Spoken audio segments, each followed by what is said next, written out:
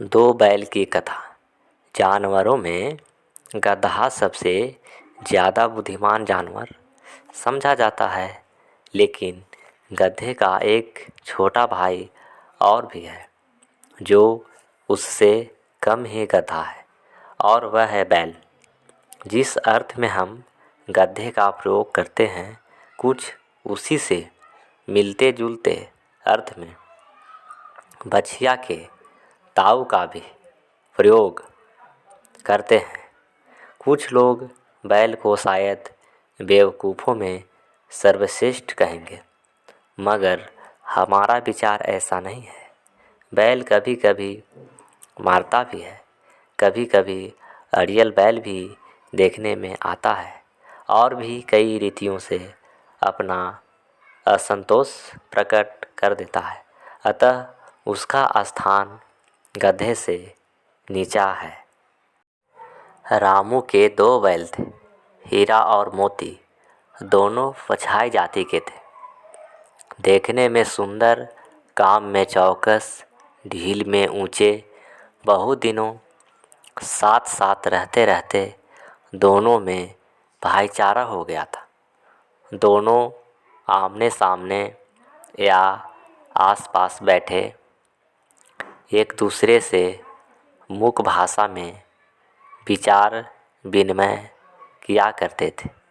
एक दूसरे के मन की बात समझा जाता था। हम नहीं कह सकते अवश्य उनमें कोई ऐसी गुप्त शक्ति थी जिससे जीवों में श्रेष्ठता का दावा करने वाला पुरुष वंचित है। दोनों एक दूसरे को चाट चाट कर, सूंघ कर अपना प्रेम प्रकट करते थे। कभी कभी दोनों सींग भी मिला लिया करते थे।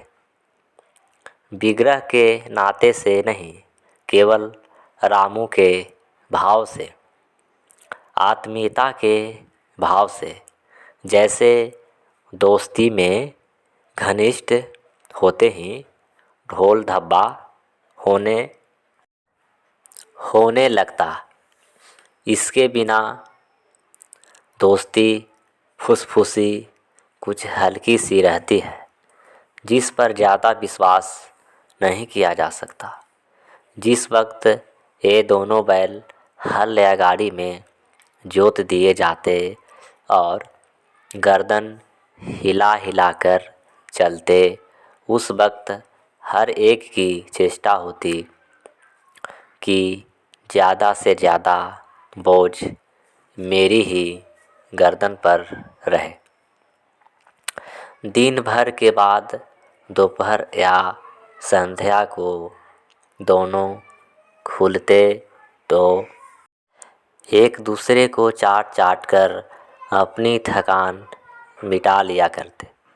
नाद में खरी भूसा पड़ जाने के बाद दोनों साथ उठते, साथ नाद में मुंह डालते और साथ ही बैठते थे। एक मुंह हटा लेता तो दूसरा भी हटा लेता था।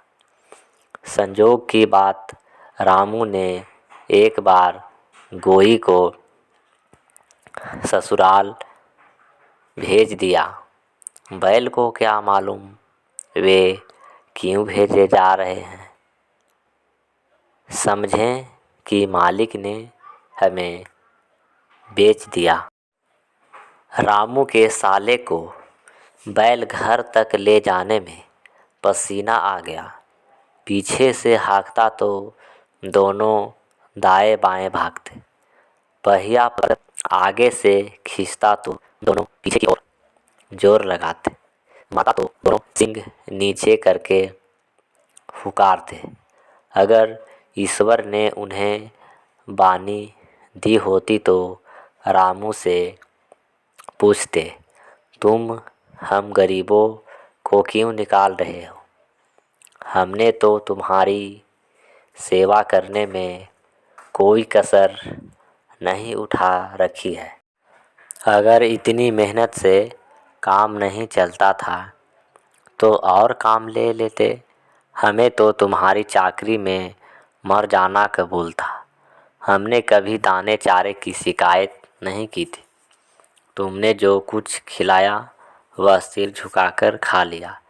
फिर तुमने हमें इस जालिम के हाथ क्यों बेच दिया?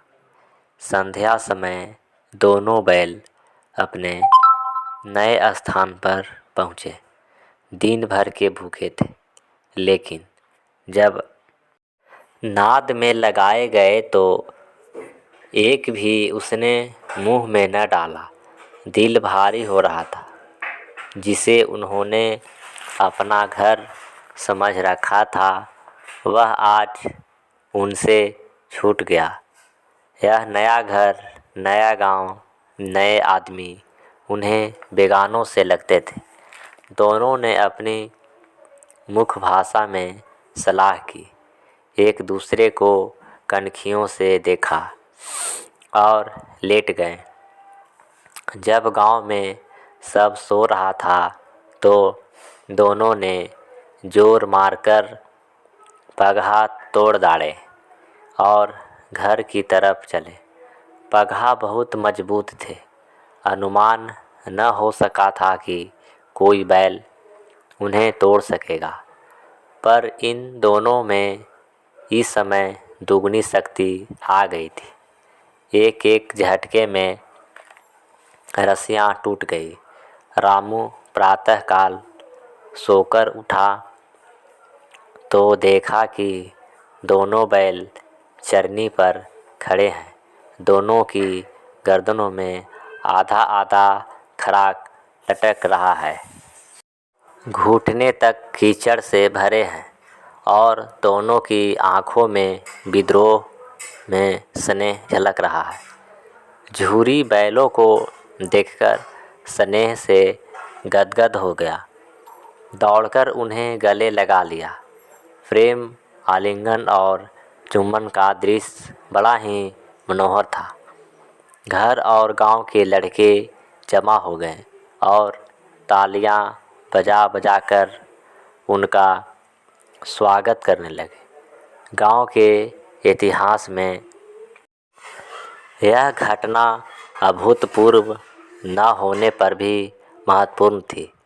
बाल सभा ने निश्चय किया, दोनों पशु वीरों को अभिनंदन पत्र देना चाहिए। कोई अपने घर से रोड़ियां लाया, कोई गुड़, कोई चोकर, कोई भूसी। एक बालक ने कहा, ऐसे बैल किसी के पास ना होंगे। दूसरे ने समर्थन किया, इतने दूर से दोनों अकेले चले आए। तीसरा बोला, बैल नहीं है, वह उस जन्म के आदमी। इसका प्रतिवाद करने का किसी को साहस न हुआ। झूरी की स्त्री ने बैलों को द्वार पर देखा तो जल उठी। बोली, कैसी नमक हराम बैल है कि एक दिन वहाँ काम नहीं किया और भाग खड़े हुए। झूरी अपने बैलों पर यह आरोप न सुन सका। नमक हराम क्यों बोल रहे हो? दाना चारा न दिया होगा तो क्या करता? भाग आया। स्त्री ने रोब के साथ कहा, बस तुम ही तो बैलों को खिलाना जानते हो, और तो सभी पानी पिलाकर रखते हैं। झूरी ने चिढ़ाया, चारा मिलता तो क्यों भागते? स्त्री चिढ़ी, भागे इसलिए कि वे लोग तुम जैसे बुद्धू की तरह बैलों को सहलाते नहीं, खिलाते हैं तो रगड़कर जोतते भी हैं। ये दोनों ठहरे कामचोर भाग निकले। अब खरी और चोकर मिलता है, सूखे भूसे के सिवा कुछ ना दूंगी, खाए चाहे मरे। वही हुआ। बैलों को खाली भूसा दे दिया जाता। बैलों ने नाद में मुंह डाला तो फीका फीका ना कोई चिकनाहट, ना कोई रस, क्या खाएं।